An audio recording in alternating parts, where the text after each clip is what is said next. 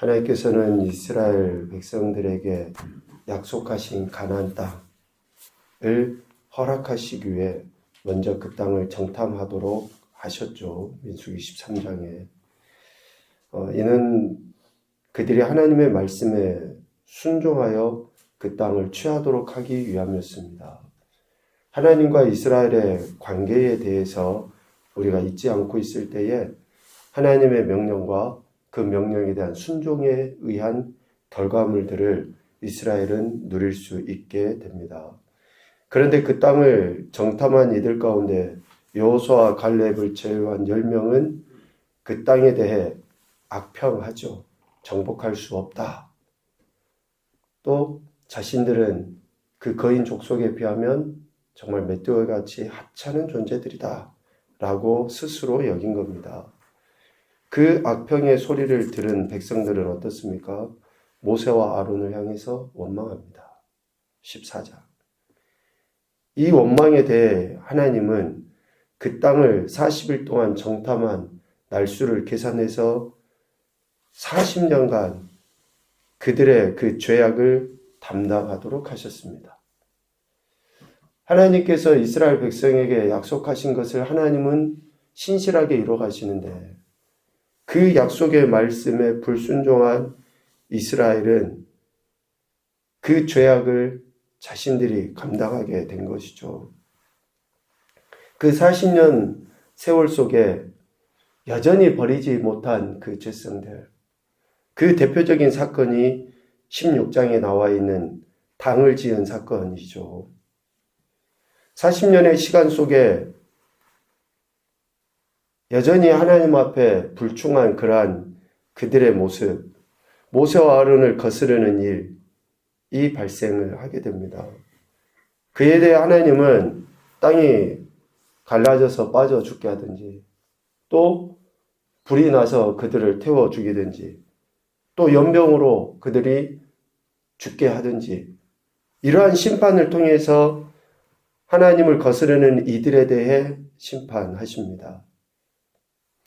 그런데 참 세상 사람들도 다 그러잖아요. 그래도 시간은 흘러가더라. 그래도. 이런 과정을 거치는 그 가운데에도 40년의 세월이 지나갑니다. 그 40년의 시간이 지난 이후에 첫째 딸이 바로 민수기 20장에 나와 있는 1절의 말씀입니다. 40년이 지난 이후 첫째 달에 이스라엘 자손이 신광야 가데스에 이르게 됩니다. 하나님을 거슬렀죠. 또 하나님이 세우신 모세와 아론을 거역함으로 말미암아 긴 방랑의 생활에 들어갔습니다. 그리고 나서 40년이 지난 이후에 다시금 그 땅에 이르렀던 것이죠. 자, 이렇게 돌고 돌아서 그 자리에 왔으면 좀 어때야 됩니까? 좀 정신을 좀 차릴 법 하잖아요. 우리가 지금 이런 글을 보면서 우리는 그 생각하죠. 미안하지만 우리도 똑같은데. 우리도 똑같이. 그런데 이런 글을 보면서는 참 안타깝죠. 이스라엘 백성들의 모습이. 이런 40년의 세월이 지난 이후에 긴 방랑의 생활이 끝난 이후에 좀 다시금 이제 그 자리에 도착했으면 좀 마음도 새롭게 하고 뭔가 해봐야지. 하나님 말씀대로 살아봐야지. 이런 생각을 가질 법한데 지금 이스라엘 백성은 그게 아니에요. 20장 2절. 회중이 물이 없으므로 모세와 아론에게 모여드는 거죠. 이 모여드는 것은 죽일 듯이 그들을 향해서 그냥 칼날을 세우고 모여든 거예요. 백성이 모세와 다투어 말하여 이르되 우리 형제들이 여호와 앞에서 죽을 때 우리도 죽었더라면 좋을 뻔하였다. 하나님을 향해 하나님께 세우신 모세를 향해 또다시 저들이 원망을 합니다. 시간이 흘러도 여전히 상황만 바라보는 인간의 그 어리석은 모습을 적나라하게 나타내 보입니다. 상황만 바라봐요. 환경만 바라보고 지금 내 손에 있고 없고만 바라봅니다.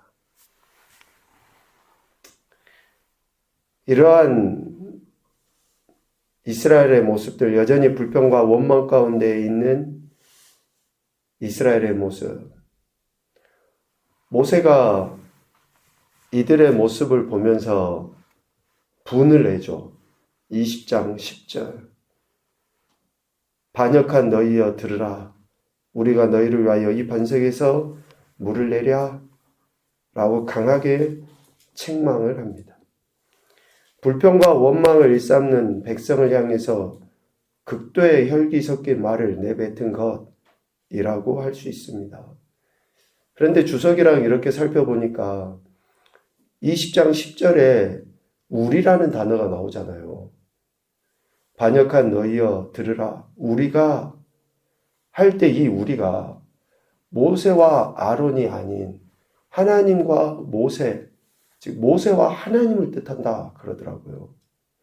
그러니까 지금 이 모세의 이 분노는 거룩한 분노가 아니라 자신을 하나님과 동격시 여기는 그러한 매우 교만한 그러한 태도의 분노라 그래요. 주석의 말씀을 이렇게 보니까.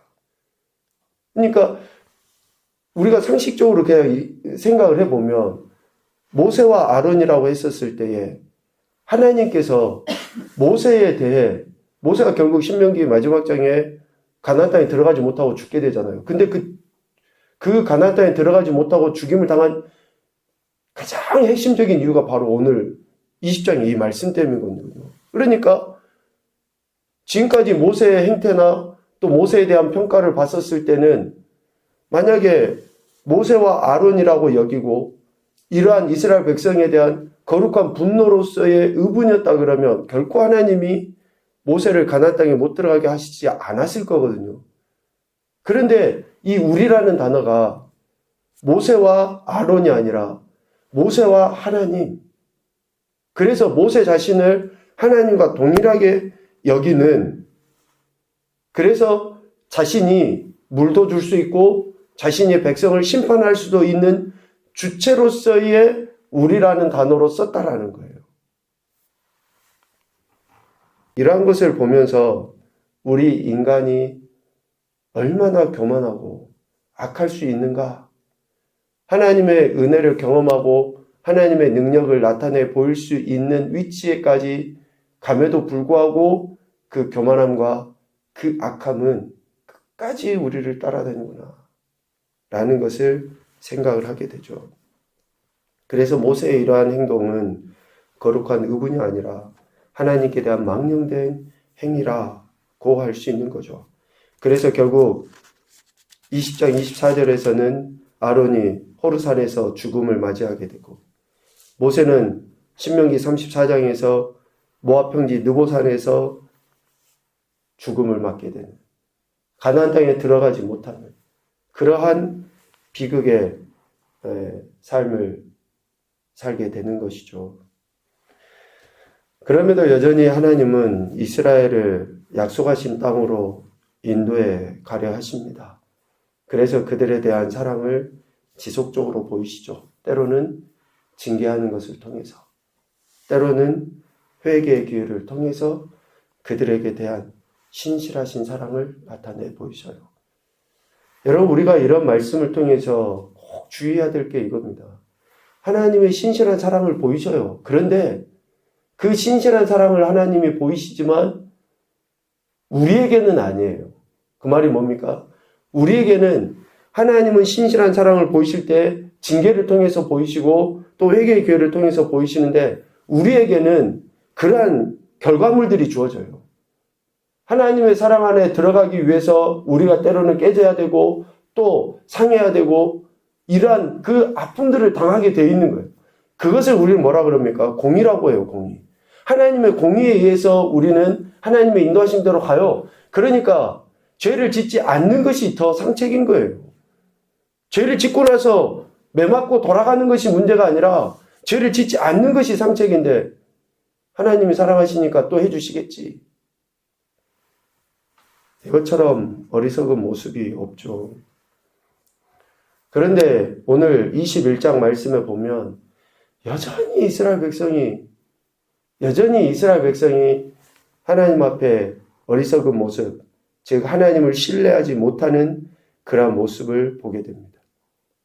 이스라엘은 에돔의 방해로 인해서 평탄한 길로 진입하지 못하고 홍해길로 돌아서 광야길로 해서 지금 바람 광야에 들어가게 되는 거죠. 이렇게 우회한 이스라엘 백성들은 20장에 보면 그들이 어떻습니까? 지금 에돔의 방해로 인해서 20장 14절부터 그렇게 이야기가 나왔죠. 에돔 왕에게 사신을 보내서 그 길을 지나가겠다라고 하니까 에돔 왕이 허락해 주지 않아요. 그러니까 이제 홍해길로 이렇게 쭉 돌아가서 우회해서 지금 에돔 동쪽 지역으로 향해서 나갔던 거예요. 그 이후에 이제 북쪽 모압 지역에까지 올라가게 된 거죠. 오늘 21장 4절에 백성이 호르산에서 출발하여 홍해길을 따라 에돔 땅을 지나 관통하지 못하니까 우회해서 이제 이렇게 가려 한 겁니다.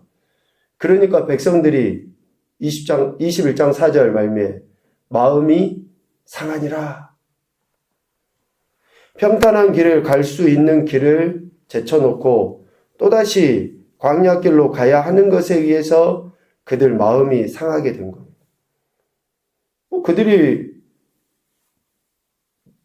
가고 싶지 않아서가 아니라 에돔 왕이 허락해 주지 않으니까 못 가게 된 것이고, 또 그들은 지금 에돔과 싸워서 이길 만한 힘이 없기 때문에 하나님께서 인도해 주셨음에도 불구하고 그들은 그 거친 광야길을 걸어가야 하는 것에 의해서 마음이 상한 거예요.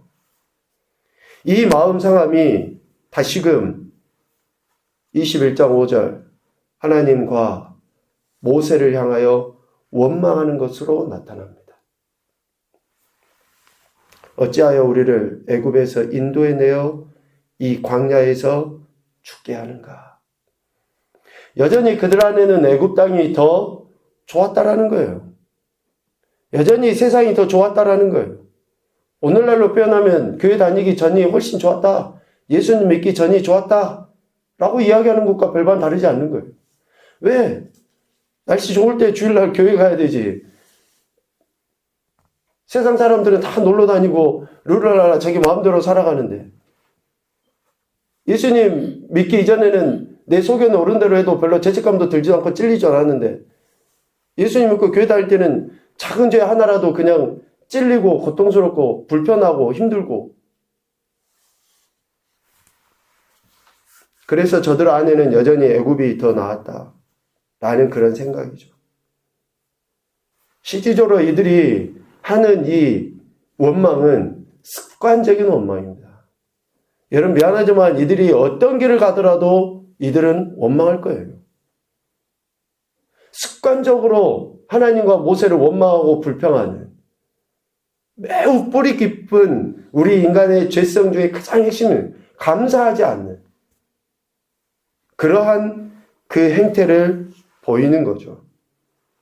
죽음으로부터 이끌어내신 하나님의 사랑과 섭리를 멸시하고 모독하는 패역한 행위입니다. 그러니까 우리가 늘 강조해서 하는 이야기지만 구원의 은혜보다, 구원의 가치보다 더 큰 것이 없는데 우리는 그 구원받은 은혜, 그 가치를 잊어버리니까 세상의 삶을 살아가면서 여전히 불평하고 원망하고 세속적인 가치의 판단으로 무엇인가 판단하고 심지어는 정죄까지 하는 그러한 소위 말하는 신앙생활, 종교행위를 하고 있는 거예요. 그러니 저들이 다시금 하나님과 모세를 향해서 원망하는 거죠. 우리 마음이 이 하찮은 음식을 싫어하노라. 5절 말미에 이스라엘은 하나님께서 제공해 주신, 하늘에서 내려주신 만나로 지금 광야의 여정을 살아왔잖아요. 하나님께서 제공해 주신 만나로. 그런데 그 만나를 지금 멸시한 거예요. 이 하찮은 음식, 얼마나 그들의 마음이 완악한지를 보여주고 있습니다. 세상의 것과 결코 비교할 수 없는 하늘 양식을 세속적이고 패역한 마음으로 말미암아 철저하게 무시해버린 거죠. 우리가 교회에서나 또 신앙생활 하면서 하나님께로부터 받은 은혜는 은혜고, 내 감정이나 내 소견에 옳은 대로 행하는 것은 행하는 거고. 그러니까 어제 이야기한 것처럼 신실하지 않는 거예요. 상황에 따라서, 환경에 따라서, 감정에 따라서 살아가도 남들 다 그러니까 그렇다라고 이야기하고, 나를 불편하게 하는 사람에 대해서 내가 그 사람을 불편하게 하는 것에 대해서, 미워하는 것에 대해서 정당화하고 합리화시키고. 제가 아침에 그 말씀을 다시 한번 되뇌이며 묵상할 때 그 생각이 들더라고요. 예수님께서도 말씀하시고 성경에서 우리에게 분명하게 이야기하시죠. 원수를 사랑해라. 그러면서 우리의 온전함을 나타내 보여라 라고 말씀하시잖아요. 우리가 원수를 어떻게 사랑할 수 있을까요? 진짜 여러분 사랑하십니까? 그런데 제 마음에 그런 마음이 들어요. 원수를 사랑해라. 아멘. 그런데 하나님, 원수를 사랑하는 것도 그런데요, 제가 원수를 미워하지 않게 해주세요. 그 마음이 들더라고요. 원수를 미워하지 않게 해달라고. 그런 마음이 들더라고요. 근데 원수가 누굽니까? 실질적으로.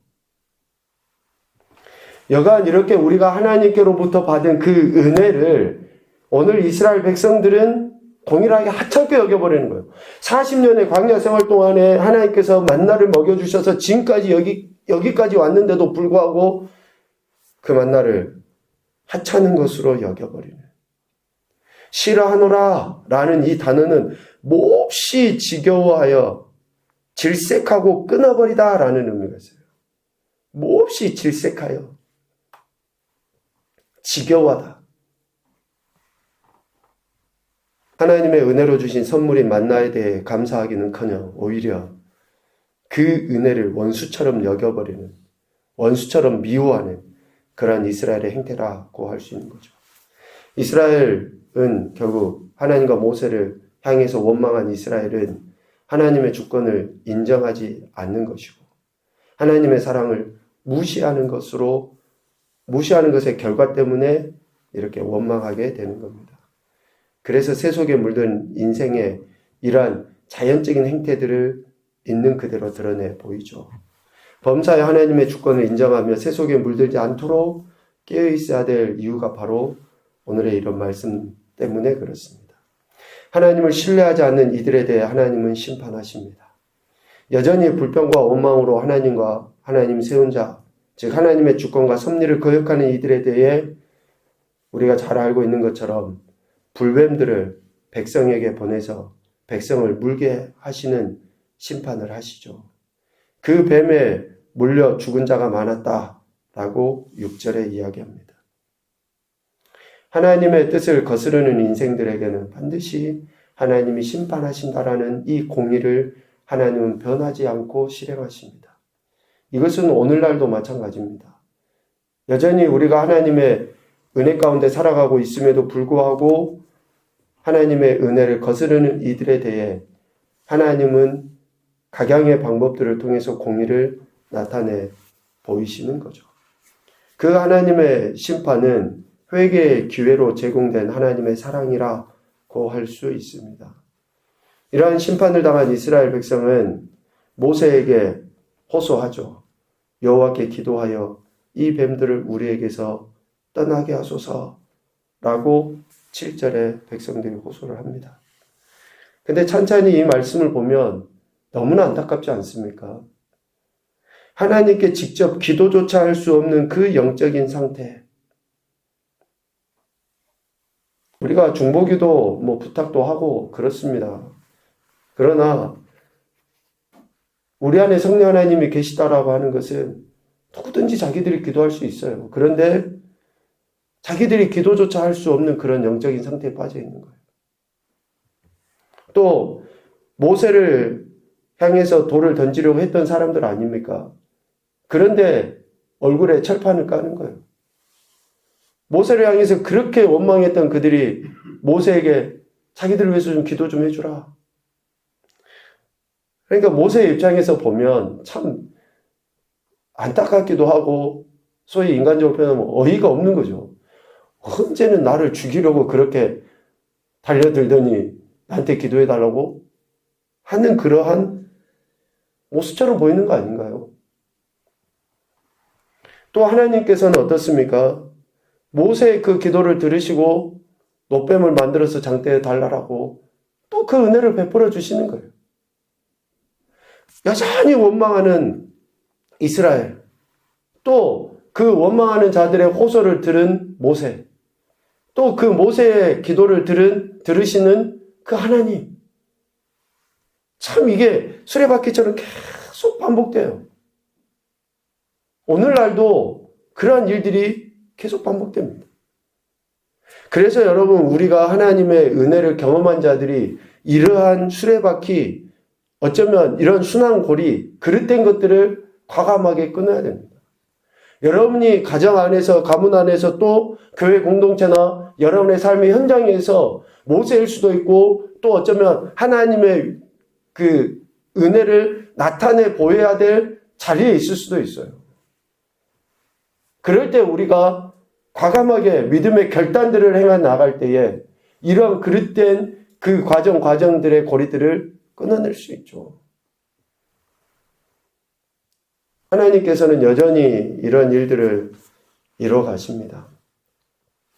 이스라엘은 하나님과 모세를 향해 원망했으나 모세 그리고 또 하나님은 그들에 대한 여전한 사랑을 보이시는 거죠.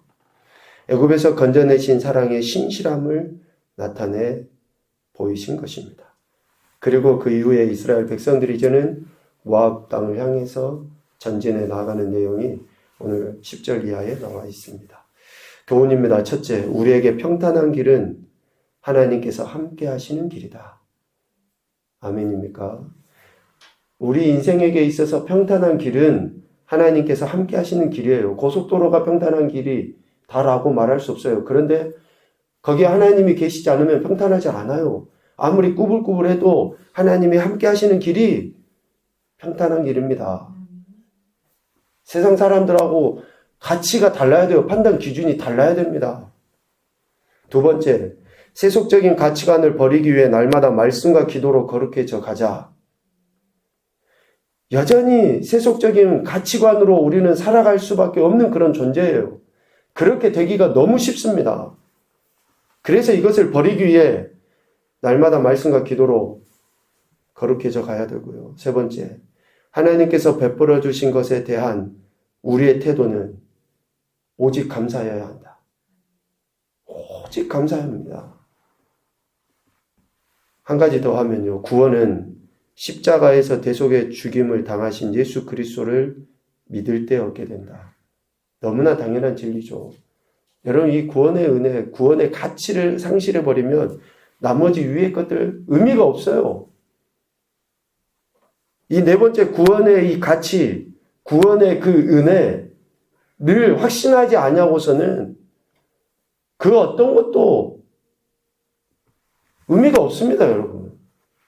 그래서 나 같은 죄인을 살려주신 이 하나님의 은혜에 대해서 늘 감사하고 살아가지 않으면 여러분, 그 어떤 것이 우리에게 의미가 있겠습니까? 그래서 우리를 구원하신 그 주님의 은혜 앞에 보다 더 겸손하게 낮아져서 감사하시고 오늘 한날의 삶을 통해서 하나님의 크신 영광만을 온전히 드러내 보이는 귀하고 된 삶이 되시기를 주님의 이름으로 축복합니다. 아멘.